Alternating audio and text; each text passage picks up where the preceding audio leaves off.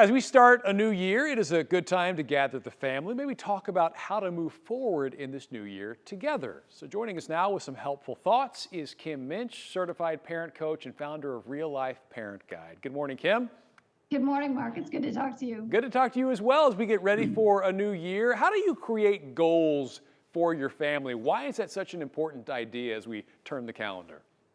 Well, I think that the end of the year, the beginning of the year is a great time to be able to reconnect with family and to think about what are our family values? What do we want to be instilling into our kids? It's amazing how we can go day to day and not think about, what are we trying to really, teach and instill in our kids. So I think it's important this time of year to talk about what our family values are. They help guide our decisions as a family. And may I say, as a parent coach, one that I would really talk about making central to your family is connection.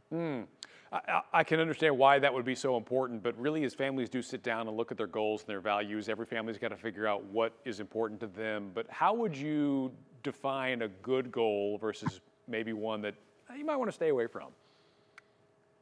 That's a great question. I guess looking at the families that I serve and the challenges that they have, one would be to prioritize achievements and things outside of the family relationship as being a priority. I think that can be a negative because, again, you get away from that family connection. So when we talk about so much behavior-focused, the behavior-focused values of achievement, success, grades, that kind of thing, we get away from connection.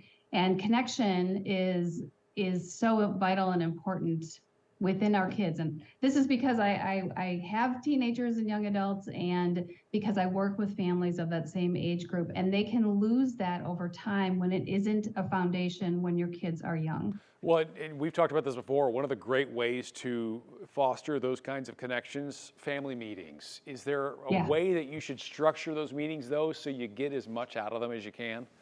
Yes, if you're co-parenting, definitely have this discussion before you bring the idea to your kids. And this is a space where you can talk about what's gone on in the last week. Maybe you hit some bumps. Maybe the siblings were fighting or squabbling before, it was time to go to school. Talk about that. Maybe chores. You can talk about, like, if your family, if you give chores to your kids, how is that going to be divvied up for the week ahead? You can talk about family meal planning. Just plans and schedules in general. That's one thing. Second, again, you want to give your kids a space to be able to advocate for themselves, but also be able, and by that I mean share if they're having a challenge with mom or dad, a safe space to be able to talk that through. Family meetings, I would say, should go no longer, depending on your kids' ages, than maybe 15 minutes. But mom and dad, find a time consistently that you will prioritize the family meeting. New Year's resolutions and goal setting good for the entire family. A great reminder. Thank you, Kim, for hanging out with us this morning, and here's hoping you have a great start to the new year. Thanks, Mark. Appreciate it.